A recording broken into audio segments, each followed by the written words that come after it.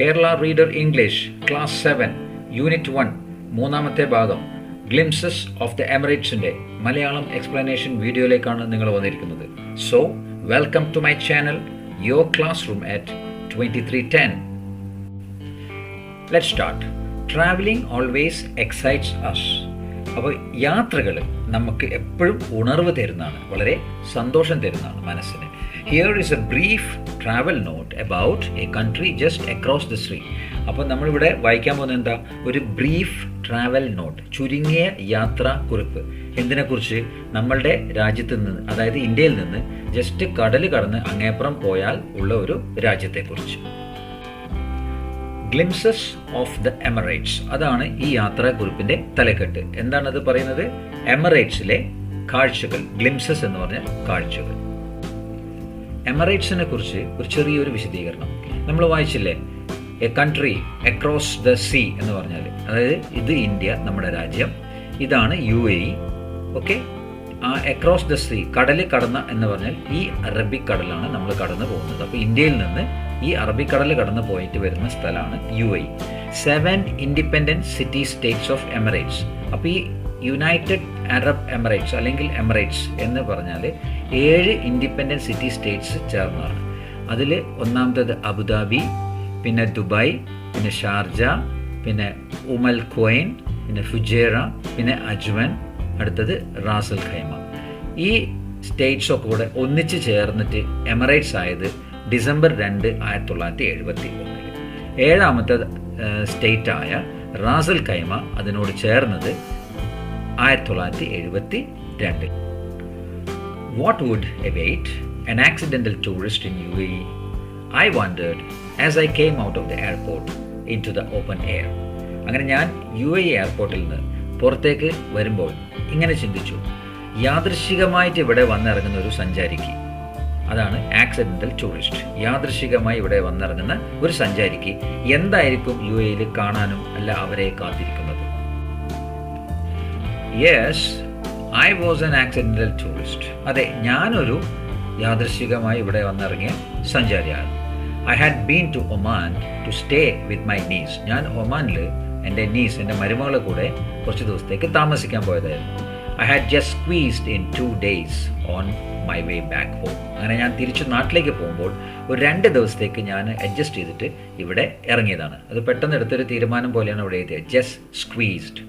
But 2 days were enough to give me an eyeful and plenty of food for thoughts. പക്ഷേ ഈ 2 ദിവസം കൊണ്ട് എനിക്ക് വളരെയധികം നല്ല കാഴ്ചകൾ കാണാൻ പറ്റി, നല്ല ഭക്ഷണമെല്ലാം കഴിക്കാൻ പറ്റി, നല്ല ഓർമ്മകളായിട്ടാണ് ഞാൻ ഇപ്പോൾ പോകുന്നത്, നാട്ടിലേക്ക് പോകുന്നത്.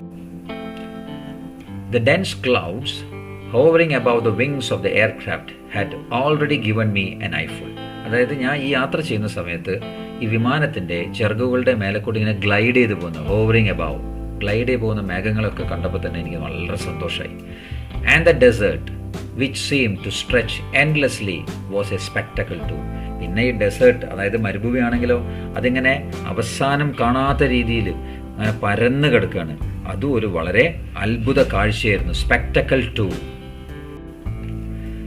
The long drive in my friend Ashokan's car from Ras Al Khaimah to Abu Dhabi was a memorable experience. അതായത് അവിടെ എയർപോർട്ടിൽ ഇറങ്ങിയതിന് ശേഷം ഇദ്ദേഹത്തിൻ്റെ സ്നേഹിതൻ അശോകൻ വന്ന് ഇദ്ദേഹത്തെ പിക്കപ്പ് ചെയ്തു. അങ്ങനെ അശോകൻ്റെ കൂടെ റാസൽ ഖൈമയിൽ നിന്ന് അബുദാബി വരെ ഉള്ള ആ റോഡ് വഴിയുള്ള ഡ്രൈവ്, ലോങ് യാത്ര വാസ് എ മെമ്മറബിൾ എക്സ്പീരിയൻസ്. അതൊരു വളരെ ഓർമ്മയിൽ നിൽക്കുന്ന ഒരു അനുഭവമായിരുന്നു. എത്ര ദൂരം ഉണ്ടറിയോ? റാസൽ ഖൈമയിൽ നിന്ന് അബുദാബിയിലേക്ക് 2.5 മണിക്കൂർ എടുക്കും. 252 കിലോമീറ്റർ കടന്നു പോകാം. We never got tired of stopping and venturing out into the beach. അതായത് നമ്മൾ ഈ പോകുന്ന വഴിക്ക് കുറേ ബീച്ചസ് ഉണ്ടായിരുന്നു. അവിടെയൊക്കെ നിർത്തി കടലിലൊക്കെ കുറച്ച് ഇറങ്ങി കാലൊക്കെ നനച്ച് കുറച്ച് സമയമൊക്കെ അവിടെ ചിലവഴിച്ച് അപ്പോഴൊക്കെ നമുക്ക് ടയർഡ്നെസ് ഉണ്ടായില്ല, നമ്മൾ തളർന്നില്ല. We never got tired. The sea had the same serene appearance everywhere. ഈ പോയ ബീച്ചസിലൊക്കെ കടല് വളരെ ശാന്തമായിട്ട് കാണപ്പെട്ടു. എങ്ങനെ? സെറീൻ അപ്പിയറൻസ്, വളരെ ശാന്തമായിട്ട് കാണപ്പെട്ടു. One feels a kind of heavenly bliss at these quiet beaches. ഈ ശാന്തമായ കടലിലൊക്കെ കാണുമ്പോൾ ഒരാൾക്ക് വളരെ സ്വർഗീയ ആനന്ദം, ഹെവൻലി ബ്ലിസ് എന്ന് പറഞ്ഞാൽ ഒരു സ്വർഗീയ ആനന്ദം അനുഭവപ്പെടും.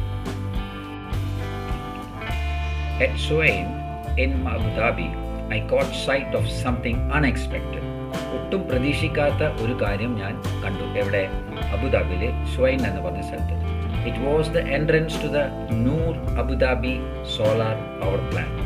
സോളാർ പവർ പ്ലാന്റ് എന്ന് പറഞ്ഞാൽ വൈദ്യുതി നിലയം, വൈദ്യുതി ഉണ്ടാക്കുന്ന സ്ഥലം. അങ്ങനെ നൂർ അബുദാബി സോളാർ പവർ പ്ലാന്റിലേക്കുള്ള എൻട്രൻസ് കവാടമായിരുന്നു, മെയിൻ ഗേറ്റ് ആയിരുന്നു അത്. It is the largest single site solar power plant in the world, producing a stupendous 1.2 gigawatts of power. അത് ഈ ലോകത്തിൽ വെച്ച് ഏറ്റവും വലിയ സിംഗിൾ സൈറ്റ്, ഒറ്റ സ്ഥലമായിരുന്നു, വലിയൊരു പവർ പ്ലാന്റ് ആയിട്ട് നിൽക്കുന്ന ലോകത്തിലെ ഏറ്റവും വലുതാണ് ഈ നൂർ അബുദാബി സോളാർ പവർ പ്ലാന്റ്. അതിൻ്റെ പ്രൊഡക്ഷൻ, അവിടെ നിർമ്മിക്കുന്ന പവർ 1.2 ഗിഗാവാട്ട്സ് ആണ്. അത് പവറിൻ്റെ ഒരു യൂണിറ്റ് ആണ്, ഗിഗാവാട്ട്സ്. ഇവിടെ നിങ്ങളൊരു വേർഡ് കണ്ടോ, സ്റ്റുപെൻഡിയസ്. സ്റ്റുപെൻഡിയസ് എന്ന് പറഞ്ഞാൽ വളരെ അതിശയകരമായ, അതായത് 1.2 ഗിഗാവാട്ട്സ് ഓഫ് പവർ, അത്രയും യൂണിറ്റ്സ് പവർ അവിടെ ഉണ്ടാക്കുക എന്ന് പറഞ്ഞാൽ ഒരു വലിയ അതിശയമാണത്.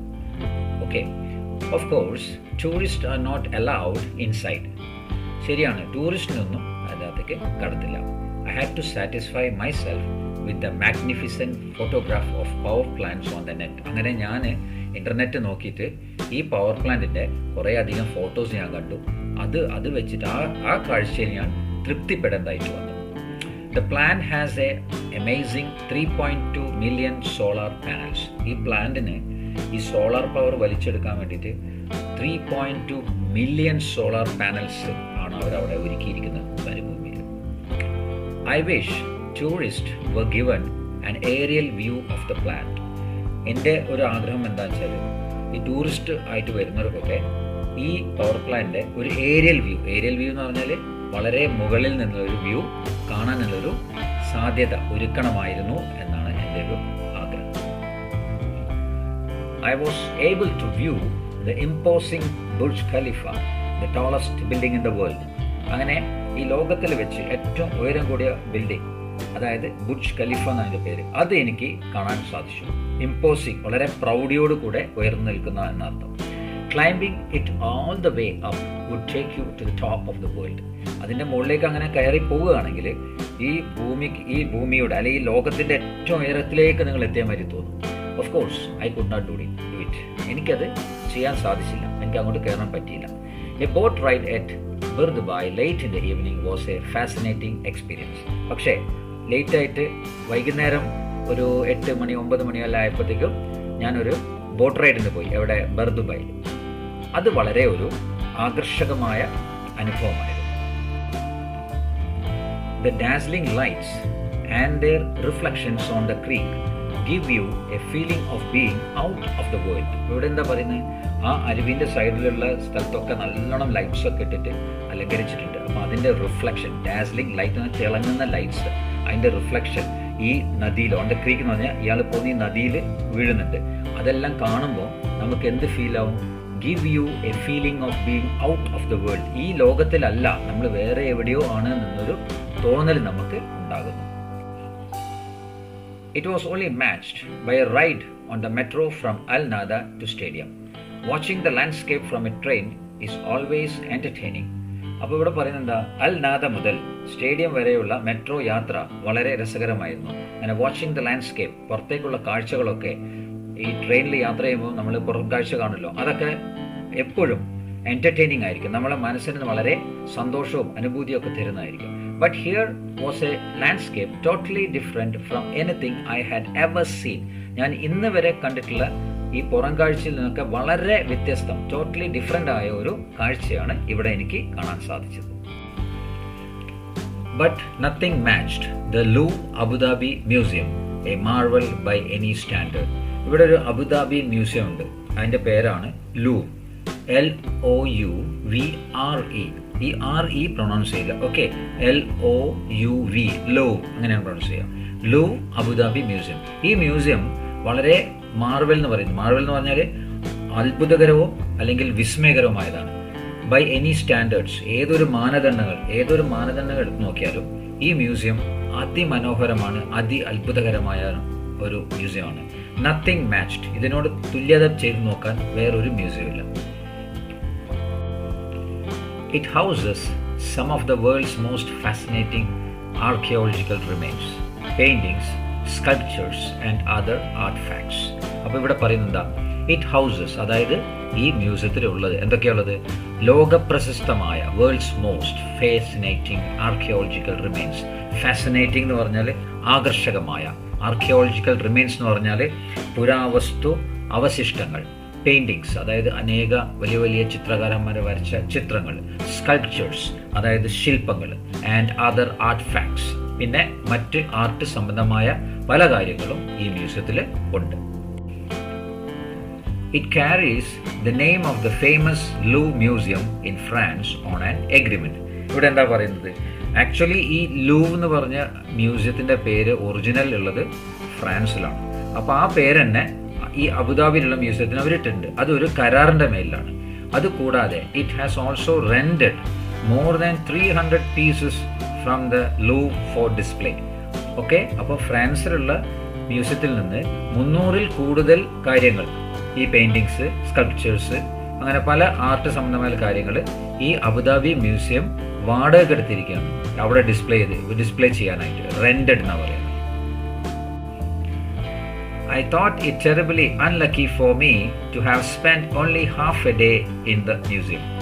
വളരെ നിർഭാഗ്യമെന്ന് പറയട്ടെ, എനിക്ക് അര ദിവസം മാത്രമേ ഇവിടെ ഈ മ്യൂസിയത്തിൽ ചിലവാക്കാൻ പറ്റിയുള്ളൂ. I would have loved to spend at least a week. Actually പറഞ്ഞാൽ എനിക്കൊരു ആഴ്ചയെങ്കിലും ഇവിടെ ചിലവാക്കി ഇവിടെ നിന്ന് ഈ മ്യൂസിയമൊക്കെ ഒന്ന് കണ്ട് വളരെയധികം രസിക്കണം എന്നൊക്കെ മനസ്സിലാക്കണം എന്നൊക്കെ എനിക്ക് ആഗ്രഹമുണ്ടായിരുന്നു. On boarding the flight to Calicut, I wished I had more time for a visit like this, at least 2 weeks. Another time, I might get a chance again, you never know. അപ്പോൾ ഇദ്ദേഹം കാലിക്കറ്റിലേക്കുള്ള ഫ്ലൈറ്റിൽ കയറാൻ നേരത്ത് ഇങ്ങനെ ആലോചിച്ചു, എനിക്ക് കുറച്ചും കൂടെ സമയം, അറ്റ്ലീസ്റ്റ് 2 ആഴ്ച സമയം എനിക്ക് കിട്ടിയിരുന്നെങ്കിൽ എന്ന് കരുതി, എന്ന് ആലോചിച്ചു. ശരി, ഇനിയിപ്പോൾ എന്ത് ചെയ്യാനാ? വേറെ ഒന്നും ചെയ്യാൻ നിവൃത്തിയില്ല. അടുത്ത പ്രാവശ്യം, അടുത്ത ചാൻസിൽ നമുക്ക് നോക്കാം. ഇനി ആ ചാൻസ് എപ്പോഴാണ് വരിക എന്ന് യു നെവർ നോ, നമുക്ക് ആർക്കും അറിയില്ല.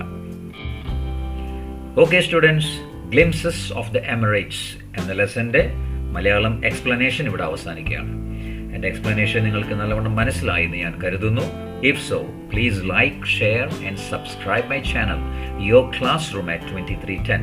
അതുകൂടാതെ നിങ്ങളുടെ വിലയേറിയ കമൻസ് എനിക്ക് വേണം, so that I can improve myself. Thank you very much.